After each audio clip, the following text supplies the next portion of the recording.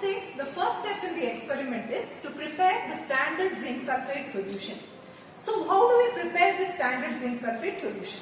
So for this sake, we have to weigh 1.8 gram of zinc sulfate crystals. So I have already weighed this 1.8 grams of zinc sulfate. So first you need to transfer this zinc sulfate crystals into a beaker. After transferring the zinc sulfate crystals to the beaker, you need to add 1 to 2 drops of concentrated sulfuric acid. So this is added just to ensure that the zinc sulfate solution will be easily soluble in water, because we are going to prepare the zinc sulfate solution in water. So since it is not easily soluble in water, we are going to add 1 to 2 drops of sulfuric acid, that is concentrated sulfuric acid, and then we are going to add minimal amount of water and then dissolve these crystals in this small beaker. So I am going to add little amount of water. So you are going to add minimum amount of water and you are going to dissolve the crystals in this beaker itself, so that once the solution is prepared in the beaker, you are going to transfer it to the 250 ml standard flask. So now you can see the clear solution is formed, because since we have already added concentrated sulfuric acid, that is 1 to 2 drops, and then I have added little amount of water. So you can see that there is a clear solution of zinc sulfate that is formed. Now we need to transfer this solution to the 250 ml standard flask. So here I have taken the 250 ml standard flask. So whenever you are preparing the standard solution in any standard flask, you should remember that you should keep a funnel so that any amount of solution is not wasted out. So then I just rinse this beaker so that if any particles are left, you can use all the particles that are there. So I'm just adding it, and once you have to rinse this funnel, okay. So now we know that the clear solution, already a clear solution is formed. Now the next step is we have to make up the volume in this standard flask up to the mark. So now you can see that I have filled the solution, that is filled the water up to the mark, and there is already zinc sulfate solution that is taken in this standard flask. Now we have to mix this solution so that there is uniform distribution of zinc sulfate in this solution. So this is the first step where we prepare the standard solution of zinc sulfate, so that we will titrate this against EDTA solution in order to find out the molarity of EDTA. So the next step is standardization of EDTA, because now the EDTA solution will already be given to you all, but we don't know what is the exact molarity of EDTA. For that sake, now we know what is the exact molarity of this zinc sulfate solution. So I have taken exactly 0.82 grams of zinc sulfate and I have prepared this solution. Now we have to calculate molarity of this zinc sulfate, which we know exactly. So using the known concentration of the zinc sulfate solution, that is a standard zinc sulfate solution, we can calculate what is the molarity of EDTA. So the next step is standardization of EDTA solution by making use of this standard zinc sulfate solution. So now we are going to the next step, that is standardization of EDTA solution. So what we need to do is, first we need to pipette out exactly 25 ml of the standard solution of zinc sulfate into a clean conical flask.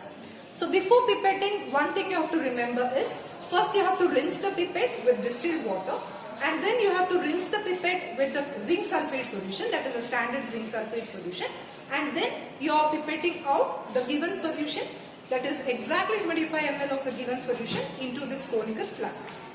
So I have pipetted out 25 ml of this standard zinc sulfate solution into the conical flask.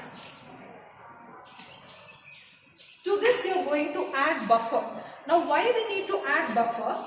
So buffer is mainly added. Buffer is nothing but, here we are taking ammonium chloride and ammonium hydroxide buffer, so that the pH of 10 is maintained. So this reaction is taking place at alkaline pH. So for that sake, to maintain the pH at 10, that is pH is equal to 10, we are going to add the buffer. So I am going to add half test tube of the buffer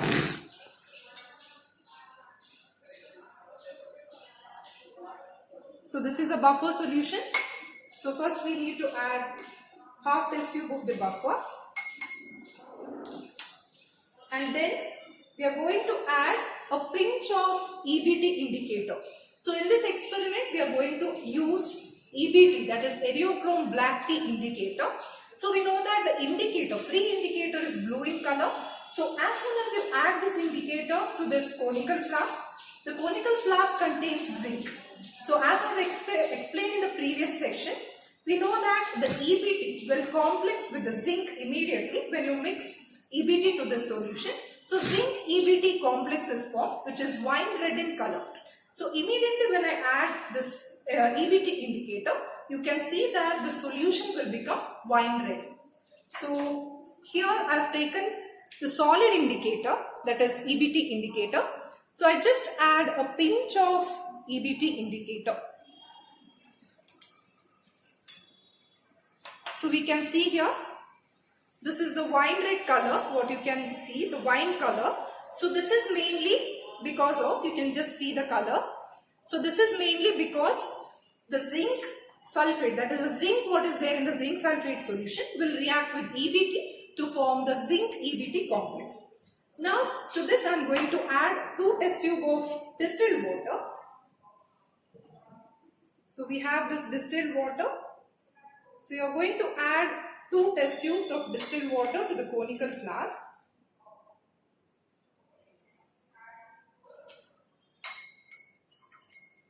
Okay, and then you are going to titrate this solution against EDTA. So EDTA I have already filled in the burette.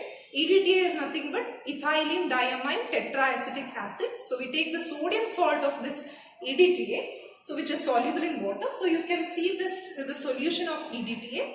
So we titrate this solution in the conical flask, which consists of the complex of zinc and EBT, against this EDTA. Now, when the titration is going on, what reaction is taking place? We know that EDTA is in the burette. So as in when you go on adding this EDTA, the zinc has more affinity towards EDTA rather than EBT.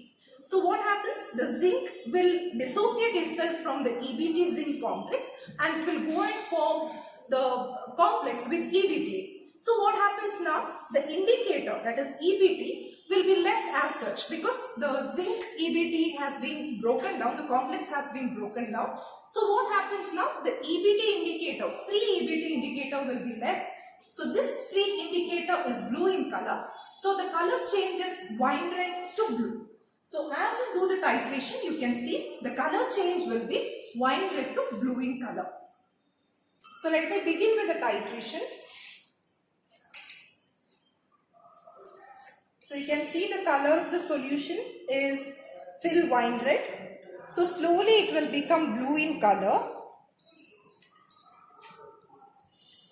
So slowly it is becoming blue because the solution, that is the zinc and EBT complex, is going on dissociating, and slowly the zinc EDTA complex is formed, and this results in the formation of free indicator, that is free EBT. So that is blue in color. So the final end point will be, the solution will become completely blue in color. So still you can see there is wine red color which is still there, the wine color. So the solution should become completely blue. So up to that you are going to do the titration.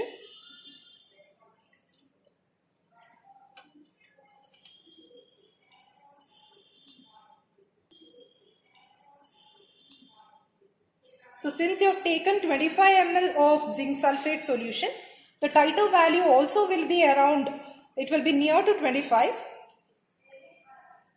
So if you have taken 10 ml, then the titer value also will be lesser.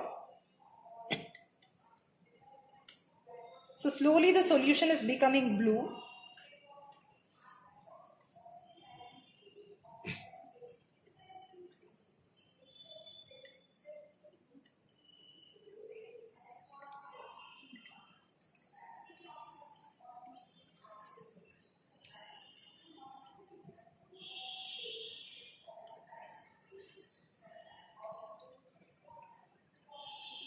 Yes, so you can see now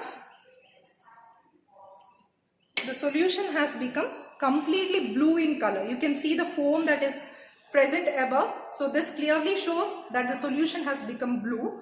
So from wine red, it has completely turned to blue in color. So this is the end point of the titration. And let me see the titer value. So you can see the titer value. It is equal to 26.9 ml. So you have to note down the titer value and you have to repeat the titration once more until you get the concordant value. So the next titration if you do, and if you are getting the same value, you can stop it there, or you have to do the third trial in order to get concordant values. Yeah, now coming on to the third step of the experiment. So next, the last step what we are going to do is you will be given an unknown zinc solution. So they will be just giving some unknown zinc solution in a 250 ml standard flask. So what you need to do is, first you have to make up the volume in the standard flask to 250 ml by adding required amount of water. After that you are going to pipette out 25 ml of this unknown solution, that is which has been made up to the mark to 250 ml, and then you have to pipette out exactly 25 ml of this unknown solution, unknown zinc solution into the conical flask. Now all the steps are same like how you have done for the standardization of EDTA. What you are going to add is, after pipetting it out the 25 ml of unknown zinc solution, you are going to add half test tube of buffer. Next you are going to add a pinch of EBT and then 2 test tubes of distilled water. So I have already added now, that is 25 ml of the unknown zinc sulfate solution, half test tube of the buffer, then 1 pinch of EBT, and then I have added 2 test tubes of distilled water.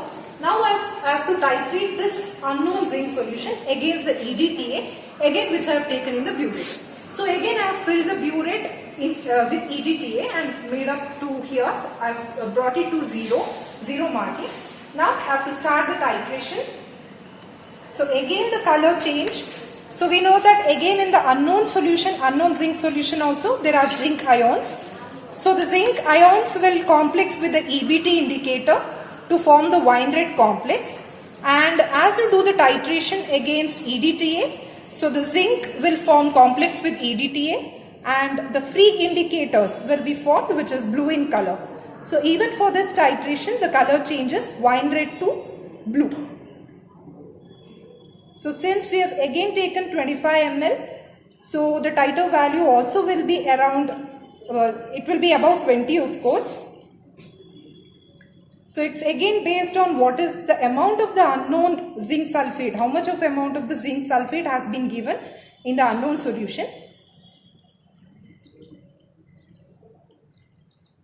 So still you can see there is wine red color. So until the wine red color completely vanishes, you are going to do the titration.